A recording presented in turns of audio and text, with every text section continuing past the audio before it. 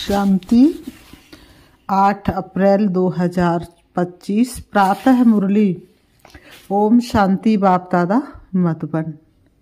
आज बाबा ने सुनाया, मीठे बच्चे, सर्वोत्तम युग ये संगम है, इसमें ही तुम आत्माएं परमात्मा बाप से मिलती हो। यही है सच्चा सच्चा कुंभ। मीठे बच्चे, सर्वोत्तम युग ये संगम है, इसमें ही तुम आत्माएं परमात्मा बाप से मिलती हो। यही है सच्चा सच्चा कुंभ। आज की मुरली से बाबा ने प्रश्न किया, कौन सा पाठ बाप ही पढ़ाते, कोई मनुष्य नहीं पढ़ा सकते? कौन सा पाठ एक बाप ही पढ़ाते, मनुष्य नहीं पढ़ा सकते? उत्तर, देय अभिमानी बनने का पाठ एक बाप ही पढ़ाते हैं।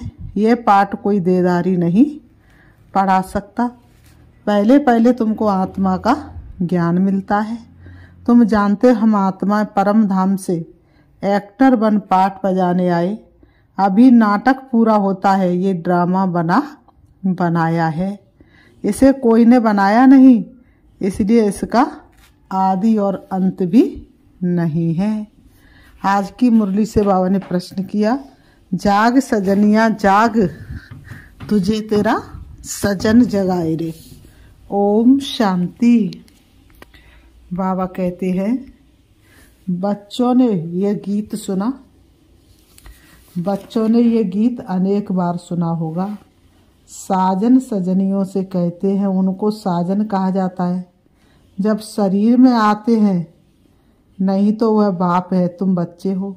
तुम सब भक्तियां हो, भगवान को याद करते हो। ब्राइडस ब्राइड ग्रूम को याद करती है। सबका मासुक है ब्राइड ग्रूम। वह बैठ बच्चों को समझाते हैं, अब जागो, नया युग आता है। नया अर्थात नई दुनिया सतयुग, पुरानी दुनिया है कलयुग। अब बाप आए हुए हैं, तुमको स्वर्गवासी बनाते हैं। कोई मनुष्य तो कह ना सके कि हम तुमको स्वर्गवासी बनाते हैं। सन्यासी तो स्वर्ग और नरक को बिल्कुल नहीं जानते। जैसे और धर्म है, वैसे सन्यासियों का भी एक और धर्म है। वह कोई आदि सनातन देवी देवता धर्म नहीं है। आदि सनातन देवी देवता धर्म की भगवान ही आकर स्थापना करते हैं। जो नरकवासी है वही फिर सतयुगी स्वर्गवासी बनते हैं। अभी तुम नरकवासी नहीं हो, अभी तुम हो संगम युग पर। संगम होता है बीच का, संगम पर स्वर्गवासी बनने का तुम पुरुषार्थ करते हो। इसलिए संगम युग की महिमा है। कुंभ का मेला भी वास्तव में ये है सर्वोत्तम। इनको ही पुरुषोत्तम कहा जाता है। तुम जानते हो, हम सब एक बाप के बच्चे हैं। ब्रदरहुड कहते हैं ना, सभी आत्माएं आपस में भाई भाई हैं। कहते हैं हिंदू चीनी भाई भाई। सब धर्म के हिसाब से तो भाई भाई है। बाबा कहते, ये ज्ञान तुमको अभी मिला है। बाप समझाते, तुम मुझ बाप की संतान हो। अभी तुम सन्मुख सुनते हो, वह तो सिर्फ कहने मात्र कह देते हैं कि सभी आत्माओं का बाप एक है। उस एक को ही याद करते हैं। मेल व फीमेल दोनों में आत्मा है। इस हिसाब से भाई भाई है, फिर भाई बहन, फिर उसके बाद स्त्री पुरुष हो जाते हैं। तो बाप आकर बच्चों को समझाते हैं। गाया भी जाता है, आत्मा परमात्मा अलग रही बहुकाल। ऐसे नहीं कहा जाता कि नदियाँ और सागर अलग रहे बहुकाल। बड़ी बड़ी नदियाँ तो सागर से मिली रहती हैं। ये भी बच्चे जानते हैं, नदी सागर की बच्ची है। सागर से पानी निकलता है, बादलों द्वारा फिर बरसात पड़ती है पहाड़ों पर, फिर नदियाँ बन जाती हैं। तो सभी हो जाते सागर के बच्चे और बच्चियां। बहुतों को ये भी पता नहीं है कि पानी कहाँ से निकलता है, ये भी सिखलाया जाता है। तो अब बच्चे जानते ज्ञान सागर एक ही बाप है।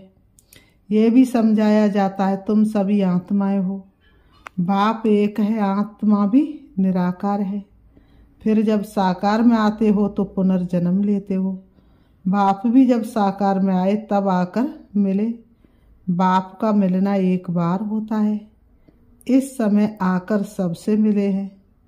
ये भी जानते जाएंगे कि भगवान है। गीता में श्री कृष्ण का नाम डाल दिया है, परंतु श्री कृष्ण तो यहाँ आ न सके। वह कैसे गाली खाएंगे ये तुम जानते हो। श्री कृष्ण की आत्मा इस समय है।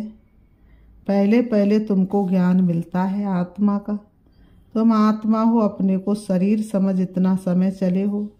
अब बाप आकर देही अभिमानी बनाते हैं। साधु संत आदि कभी तुमको देही अभिमानी नहीं बनाते हैं। तुम बच्चे हो, तुमको बेहद के बाप से वर्षा मिलता है। तुम्हारी बुद्धि में कि हम परम धाम में रहने वाले हैं। फिर यहाँ हम पाठ बजाने आए हैं। अभी ये नाटक पूरा होता है। ये ड्रामा कोई ने बनाया नहीं है, ये बनाया ड्रामा है। तुमसे पूछते हैं ये ड्रामा कब से शुरू हुआ, तुम बोलो ये तो अनादि ड्रामा है। इसका आदि अंत नहीं होता है। पुराना सो नया, नया से पुराना होता है। ये पाठ तुम बच्चों को पक्का है। तुम जानते हो नई दुनिया कब बनती है, फिर पुरानी कब होती है। ये भी कोई कोई की बुद्धि में पूरी रीति है। तुम जानते हो अभी नाटक पूरा होता है, फिर रिपीट होगा। बरोबर हमारा 84 जन्मों का पाठ पूरा हुआ। अब बाप हमको ले जाने के लिए आए हैं। बाप गाइड भी है ना। तुम सब पंडे हो। पंडे लोग यात्रियों को ले जाते हैं। वह है जिस्मानी पंडे, तुम हो रूहानी पंडे। इसलिए तुम्हारा नाम पांडव गवर्नमेंट भी है, परंतु गुप्त। बाबा कहते हैं पांडव कौरव यादव क्या करते भय। इस समय की बात है जबकि महाभारत लड़ाई का समय भी। अनेक धर्म है, दुनिया भी तमो प्रधान है। वैरायटी धर्मों का झाड़ सारा पुराना हो गया है। तुम जानते इस झाड़ का पहला फाउंडेशन है आदि सनातन देवी देवता धर्म। सतयुग में थोड़े होते फिर वृद्धि को पाते हैं, ये किसको भी पता नहीं। तुम्हारे में भी नंबर बार है। स्टूडेंट में कोई अच्छा समझदार होते हैं, अच्छी धारणा करते हैं और कराने का शौक होता है। कोई तो अच्छी रीति धारण करते हैं, कोई मीडियम, कोई थर्ड, कोई फोर्थ। प्रदर्शनी में तो रिफाइन रीति समझाने वाले चाहिए। पहले बताओ कि 2 बाप है, एक बेहद का पारलौकिक बाप, दूसरा है हद का लौकिक बाप। भारत को बेहद का वर्षा मिला था। भारत स्वर्ग था जो फिर नरक बना है। इनको आसुरी राज्य कहा जाता है। भक्ति भी पहले अव्यभिचारी होती है। एक शिव बाबा को ही याद करते हैं। बाप कहते हैं बच्चे पुरुषोत्तम बनना है तो जो कनिष्ठ बनाने वाली बात है उन्हें ना सुनो, एक बाप से सुनो। अव्यभिचारी ज्ञान सुनो और कोई से जो सुनेंगे वह झूठ है। बाप अभी तुमको सच सुनाकर पुरुषोत्तम बनाते हैं। ईविल बात है तुम सुनते सुनते कनिष्ठ बन गए हो। सोच रहा है ब्रह्मा का दिन, अंधेरा है ब्रह्मा की रात। ये सब पॉइंट्स धारण करनी है। नंबर बार तो हर बात में होते ही है। डॉक्टर कोई 10-20 हजार एक ऑपरेशन का लेते, कोई को खाने के लिए भी नहीं। बैरिस्टर भी ऐसे होते। तुम भी जितना पढ़ेंगे और पढ़ाएंगे उतना ऊंच पद पाएंगे। फर्क तो है ना। दास दासियों में भी नंबर बार होते हैं। सारा मदार पढ़ाई पर है। अपने से पूछना चाहिए हम कितना पढ़ते हैं। भविष्य जन्म जन्मांतर क्या बनेंगे। जो जन्म जन्मांतर बनेंगे सो कल्प कल्पांतर बनेंगे। इसलिए पढ़ाई पर तो पूरा अटेंशन चाहिए उनका। इसलिए पढ़ाई पर क्या चाहिए, पूरा अटेंशन चाहिए। विष पीना तो एकदम छोड़ देना होता है। बाबा ने कहा सतयुग में तो ऐसे नहीं कहा जाएगा, मूत पलीती कपड़ दो। इस समय सबकी चोरी सड़ी हुई है, तमो प्रधान है ना, ये भी समझाने की बात है ना। सबसे पुराना चोला किसका है? हमारा। हम इस शरीर को बदलते रहते हैं, आत्मा पतित बनती जाती है, शरीर भी पतित पुराना होता जाता है। शरीर बदलना होता है, आत्मा तो नहीं बदलेगी। शरीर बूढ़ा हुआ मृत्यु हुई, ये भी ड्रामा बना हुआ है, सबका पाठ है। आत्मा है अविनाशी, आत्मा खुद कहती है मैं शरीर छोड़ती हूँ। बाबा कहते देह अभिमानी बनना पड़े। मनुष्य सब देह अभिमानी है। आधा कल्प है देह अभिमानी, आधा कल्प है देही अभिमानी। बाबा कहते हैं देही अभिमानी, बाबा ने कहा देही अभिमानी होने के कारण सतयुगी देवताओं को मोह जीत का टाइटल मिला हुआ है। सतयुग में सभी देवी देवता कैसे होते हैं? देही अभिमानी। भले ही परमात्मा का ज्ञान नहीं होता, लेकिन आत्मा का ज्ञान होता है, इसलिए मोह जीत होते हैं। किसी को मोह नहीं होता है, क्योंकि वहाँ समझते हम आत्मा है, आत्मा का संपूर्ण ज्ञान होता है। अब ये शरीर छोड़ दूसरा लेना है। मोह जीत राजा की भी कथा है ना, बेटा को आंखों के सामने चीर दिया फिर भी आंसू नहीं आए। तो बाप समझाते देवी देवता मोह जीत होते हैं। बाबा ने कहा देवी देवता क्या होते हैं? मोह जीत होते हैं। बाबा ने कहा उनमें कोई मोह नहीं होता है। तो बाबा ने कहा मोह जीत होते हैं, तो खुशी से एक शरीर छोड़ दूसरा लेना है। बच्चों को सारी नॉलेज बाप द्वारा मिल रही है, तुम ही चक्र लगाकर अब फिर आए मिले हो। जो और धर्मों में कन्वर्ट हो गए वह भी आकर मिलेंगे, अपना थोड़ा बहुत वर्षा ले लेंगे। धर्म ही बदल गया ना, पता नहीं कितना समय उस धर्म में रहे हैं, 2-3 जन्म ले सकते हैं। कोई को हिंदू से मुसलमान बना दिया है। बाबा ने कहा तो उस धर्म में आता रहेगा, फिर यहाँ आता है, ये भी है डिटेल की बात है। बाप कहते इतनी बातें याद ना कर सको, अच्छा अपने को बाप का बच्चा तो समझो। बाबा कहते अच्छे अच्छे बच्चे भी भूल जाते, बाप को याद नहीं करते, माया इसमें भुलाती है। तुम भी पहले माया के मुरीद थे ना, अब ईश्वर के बनते हो। ये ड्रामा में पार्ट है। अपने को आत्मा समझ, बाप को याद करना है। जब तुम आत्मा पहले पहले शरीर में आई भी थी तो पवित्र थी, फिर पुनर्जन्म लेते लेते पतित बनी हूँ। अब फिर बाप कहते नष्टो मोहा बनो, इस शरीर में भी मोह नहीं रखो। बाबा कहते हैं अभी तुम बच्चों को इस पुरानी दुनिया से बेहद का वैराग्य आता है, क्योंकि इस दुनिया में सब एक दो को दुख देने वाले हैं, इसलिए इस पुरानी दुनिया को ही भूल जाओ। हम अशरीरी आए थे, फिर अब अशरीरी होकर वापस जाना है। अब यह दुनिया ही खत्म होनी है। तमो प्रधान से सतो प्रधान बनने के लिए बाप कहते हैं मामे कम याद करो।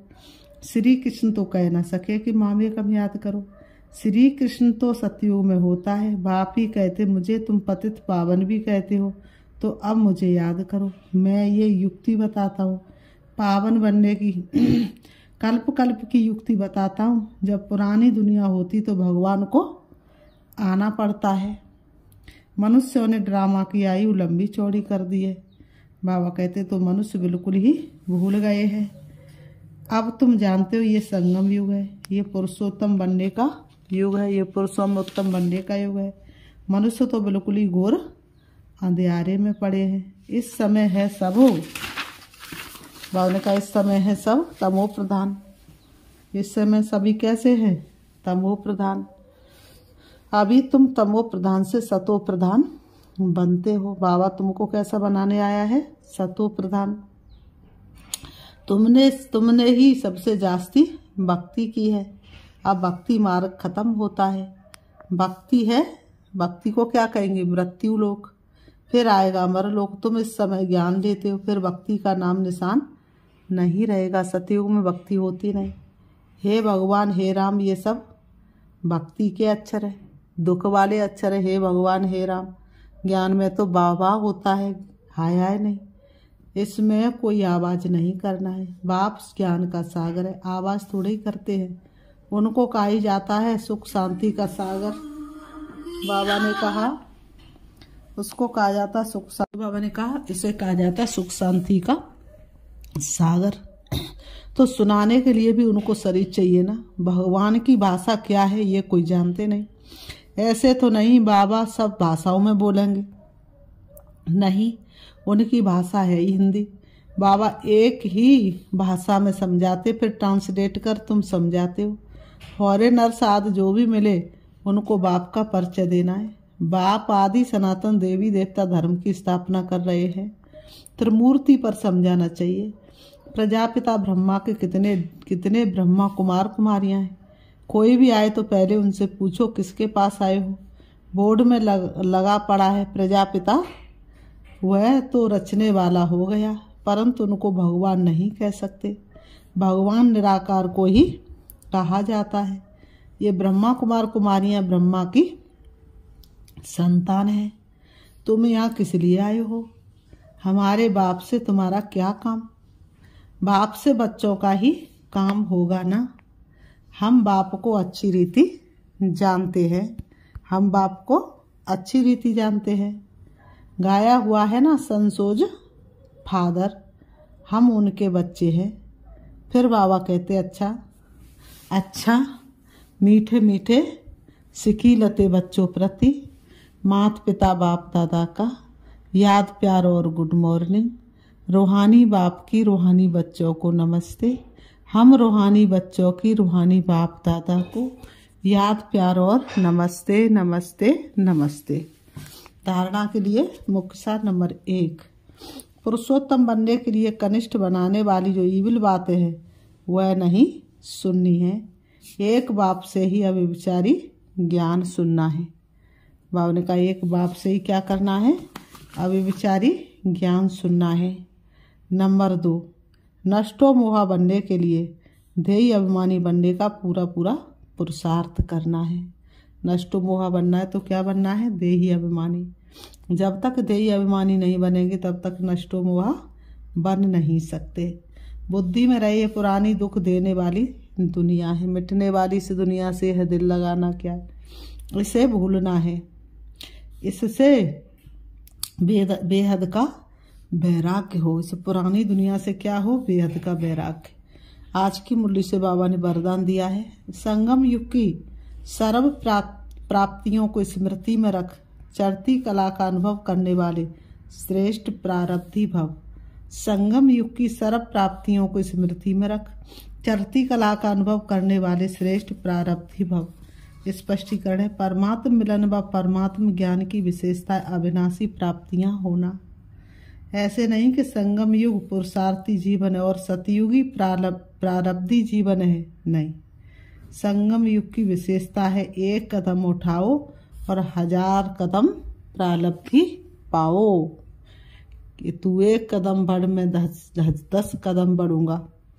तो सिर्फ पुरुषार्थी नहीं, बाबा कहते सिर्फ पुरुषार्थी नहीं लेकिन श्रेष्ठ प्रारब्धी है। इस स्वरूप को सदा सामने रखो। प्रारब्ध को देखकर सहजी चढ़ती कला का अनुभव करेंगे। पाना था सो पा लिया, अब कुछ बाकी ना रहा। यह गीत गाओ तो गुटके और झुटके खाने से बच जाएंगे।